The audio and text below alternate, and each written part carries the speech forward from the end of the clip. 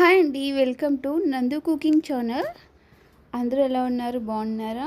ఈరోజు మంచి రెసిపీతో వచ్చేసాను. అదేంటంటే ఎర్రపప్పుతో మనం ఈజీగా సింపుల్గా కర్రీ ఎలా చేసుకోవాలో చూసేద్దామండి. చాలా టైం లేనప్పుడు ఆఫీస్కి వెళ్ళే వాళ్ళకైనా బ్యాచిలర్స్కైనా సింపుల్గా అయిపోయే రెసిపీ అండి ఇది. మనం హడావుడిగా ఉన్నప్పుడు కూరగాయలు కట్ చేసి వంట చేయలేనప్పుడు కూడా ఈ రెసిపీ అనేది ప్రిపేర్ చేసుకోవచ్చు. టేస్ట్ అయితే సూపర్గా ఉంటుంది. పూరీలోకి కూడా ఈ కూర చాలా బాగుంటుంది. ఇంకా లేట్ చేయకుండా ఎలా చేయాలో చూసేద్దాం. ముందుగా మైసూర్ పప్పుని ఒక 2 గ్లాసుల వరకు తీసుకున్నాను. అంటే 250 గ్రామ్స్ ఉంటుంది పప్పు. ఈ పప్పుని ఒక బౌల్లోకి వేసుకున్న తర్వాత ఈ పప్పులో ఏమైనా ఉన్నాయా అనేది చూసుకోవాలండి. ఏమీ ఉండకపోతే మంచిగా నీళ్ళు వేసుకొని ఒక 2 టైమ్స్ వరకు కడిగి పక్కన పెట్టేసుకోవాలి. అంటే ఒక హాఫ్ అన్ అవర్ అయినా ఒక పావు గంట అయినా ఈ పప్పు నానబెట్టుకోవాలి. నానబెట్టుకొని ఉండడం వల్ల మంచిగా కుక్ అవుతుంది. అలాగే టమాటాలు ఒక పావు కేజీ టమాటాల వరకు, ఒక పెద్ద ఆనియన్ వరకు, కొంచెం కొత్తిమీర, 5-6 పచ్చిమిర్చి, కారాన్ని బట్టి పచ్చిమిర్చి వేసుకోవాలి. అన్నీ కట్ చేసుకోవాలి. అలానే స్టవ్ మీద ప్యాన్ పెట్టేసుకొని ఆయిల్ వేసుకోవాలి. 4-5 టేబుల్ ఆయిల్ వేసుకొని హీట్ అయినాక ఎల్లిపాయలు, ఎండుమిర్చి, ఒక పావు స్పూను జీలకర్ర, ఆవాలు వేసుకొని అలానే మనం సన్నగా తరుక్కున్న పచ్చిమిర్చి, ఆనియన్ అందులోకి వేసుకొని మంచిగా ఫ్రై చేసుకోవాలి. కొత్తగా చూస్తున్నట్టయితే తప్పకుండా మా ఛానల్ని సబ్స్క్రైబ్ మా కంటెంట్ మీకు నచ్చితేనే మా ఛానల్ని సబ్స్క్రైబ్ చేసుకోండి. అలానే మీకు నచ్చినట్టయితే ఒక లైక్ని ఇవ్వండి.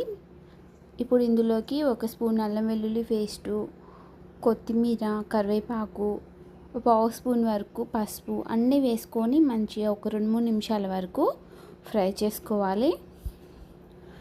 ఈ పోపు అనేది మంచిగా ఫ్రై అయిన తర్వాత మనం కడిగి పక్కన పెట్టేసుకున్న పప్పులో నుంచి వాటర్ తీసేసుకొని ఆ పప్పు అంతా ఇందులోకి వేసుకోవాలి.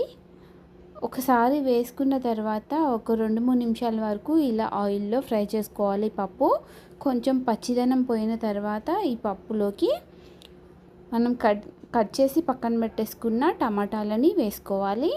ఈ టమాటాలు ఒక పావు కేజీ పైన నేను తీసుకున్నాను. టమాటాలు వేసిన తర్వాత మనం సాల్ట్ ఒక 3 స్పూన్స్ వరకు పడుతుంది. ఇందులోకి ఒక 3 స్పూన్స్ సాల్ట్ వేసుకొని మంచిగా పప్పు అంతా ఆ టమాటాల పైకి అనుకోవాలన్నమాట. అంటే టమాటా బాగా మెత్తగా అయిపోతాయి అన్నమాట ఈ విధంగా చేయడం వల్ల.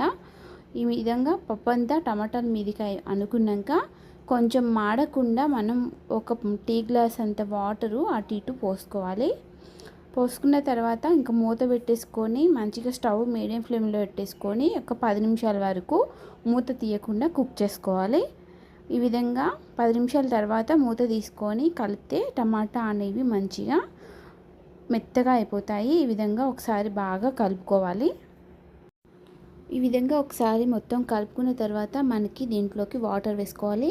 ఒక 1/2 లీటర్ వరకు వాటర్ వేసుకుంటే సరిపోతుంది. 1/2 లీటర్ వాటర్ వేసుకొని ఒక 15 నిమిషాల వరకు మూత పెట్టేసుకొని కుక్ చేసుకుంటే మనకి వేడివేడి పప్పు రెడీ అయిపోతుందండి. సూపర్ టేస్టీగా ఉంటుంది.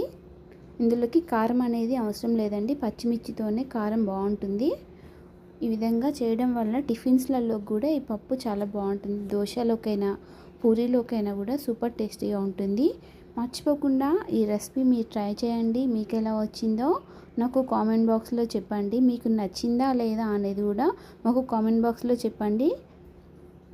మర్చిపోకుండా మా ఛానల్ని సబ్స్క్రైబ్ చేసుకోండి. మరిన్ని వీడియోస్ కోసం మీరు ఈ వీడియో ఓపెన్ చేసి మీకు నచ్చితే ఒక లైక్ మాత్రం ఇవ్వడం మర్చిపోకండి. మరిన్ని రెసిపీస్ కోసం మా ఛానల్ని ఫాలో అవ్వండి. Thank you for watching.